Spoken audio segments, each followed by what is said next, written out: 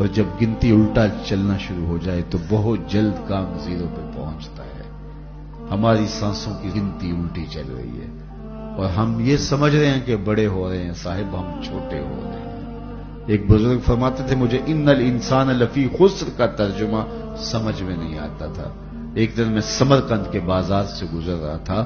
وہاں ایک بندہ پھٹے پہ برف رکھ کے بیچ رہا تھا اور ساتھ آواز دے رہا تھا ارحموا ارحموا الا من یذوب راس مالہ.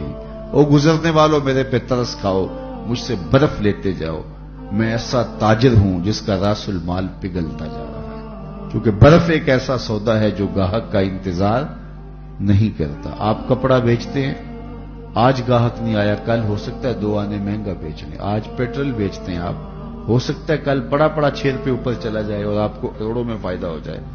لیکن آپ اگر برف بیچتے ہیں, کل مہنگی بھی ہو گئی تو برف ہی نہیں ہوگی, بیچیں گے کیا؟ تو وہ کہتا لوگوں میرے پہ ترس کھاؤ, مجھ سے برف لیتے جاؤ. میں ایسا تاجر ہوں جس کا راس المال پگھل رہا ہے. کہتے جب اس نے یہ آواز لگائی نا تو میرے قدم رک گئے اور میں نے کہا صاحب مجھے ان الانسان لفی خسر کا ترجمہ سمجھ میں آ گیا. جس طرح تیری برف پگھلتی جا رہی ہے میری زندگی پگھلتی جا رہی ہے. تیری برف قطرہ قطرہ پگھل رہی ہے اور میری زندگی سانس سانس پگھل رہی ہے. اور اگر تو اب بر وقت برف بیچ لے, اس کے بدلے درہم لے لے, دینار لے لے, پارچہ جات لے لے, کوئی جنس لے لے تو تجھے فائدہ ہے. اور میں بھی ان سانسوں کے بدلے درود پڑھ لوں, ان سانسوں کے بدلے قیام کر لوں, رکوع کر لوں, سجود کر لوں, کسی دکھی کے سر پہ ہاتھ رکھ دوں, کسی مشکل میں پھنسے ہوئے شخص کو چھڑا دوں, تو یہ میری سانسیں کام آ جائیں گی. ورنہ یہ سوئے ہوئے بھی میری زندگی ٹوٹ رہی ہے اور میری سانسیں ٹوٹ ٹوٹ کے مجھ کو کاٹ رہی ہیں. یہ ایک آری ہے جو چیر رہی ہے. حضرت سیدنا علی المرتضیٰ فرماتے ہیں, شیخ زادہ نے بیضابی کے حاشیے میں لکھا آپ کا قول کہ یہ سانسیں موت کی طرف اٹھنے والے تیرے قدم ہیں, تو قبل اس کے کہ وہ وقت آئے کوئی حجت نہ رہے.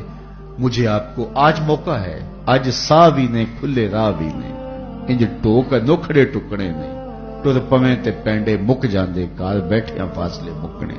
آج موقع ہے. وہ ایک فقیر تھا, بازار میں کھڑا رو رہا تھا, تو کسی نے گزرتے ہوئے اسے رک کے کہا بابا کسی نے مارا ہے؟ کہا نہیں ایسا تو کچھ نہیں ہوا, لیکن کیوں رو رہے ہو؟ کہا کہ بس گزرتے گزرتے لوگوں کو دنیا میں کھوئے ہوئے دیکھا تو دل میں رحم جاگا, تو میں نے سوچا ان بندوں کی رب کی صلح نہ کروا دوں. تو میں نے اس سے بات کی, آواز آئی لے آ میری چوکھٹ پہ, ایک آنسو پہ سارے گناہ معاف کر دوں گا. میں بڑا خوش ہوا اور میں نے ان سے بات کی تو یہ الٹا میرا مذاق اڑانے لگے, جا بابا کام کر, تجھے کیا پتا. تو مجھے ان کے رویے پہ افسوس ہے اور رونا اس بات پہ آ رہا ہے کہ وہ تو مان رہا ہے, یہ مانتے ہی نہیں. میں اس وجہ سے رو رہا ہوں. چلو ٹھیک ہے. اگلے دن وہی شخص قبرستان کے قریب سے گزر رہا تھا تو دیکھا وہی بابا قبرستان میں کھڑا رو رہا ہے, تو پھر اس نے گاڑی روکی اور قبرستان میں چلا گیا. عجیب شخص ہے, بازاروں میں بھی روتا ہے, قبرستانوں میں بھی روتا ہے. آج کیا مسئلہ ہوا؟ کہا آج مسئلہ بکل والا یہ. کیا مطلب؟ کہا کل گزرتے گزرتے ان کو دیکھا اور دنیا میں ایسے کھوئے ہوئے دیکھا کہ رب کو بھولے ہوئے تھے. دل میں ترس جاگا, خیال آیا ان بندوں اور رب کی صلح کروا دوں. وہ تو مان گیا لیکن وہی نہیں مانے. مایوس ہو گیا ان سے, تو آج ادھر نکل آیا اور آج خیال ہوا ان قبرستان والوں کی اور رب کی صلح کروا دوں. تو دلچسپی سے پوچھا آج کیا بنا؟ کہا آج یہ مان گئے ہیں, وہ نہیں مانتا. آج وہ مان رہا ہے, ہم بھی مانتے ہیں اور اپنے آپ کو مالک کی دہلیز پہ لے آئے. آج لے ان کی پناہ, آج مدد مانگ ان سے, کل قیامت کو نہ مانیں گے اگر مان گیا.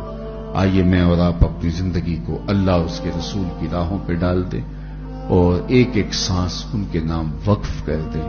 عزم کر کے اٹھے, آج کے بعد نماز ترک نہیں ہوگی, ذکر کا چراغ روشن رکھیں گے, قرآن مجید سے وابستگی ہمارا مزاج حیات رہے گا. جئیں گے تو حضور کے لیے, مریں گے تو حضور کے لیے. پھر یہ دنیا بھی ہماری ہے, آخرت بھی ہماری ہے. اللہ مجھے آپ کو اپنی پناہوں کا نور دے.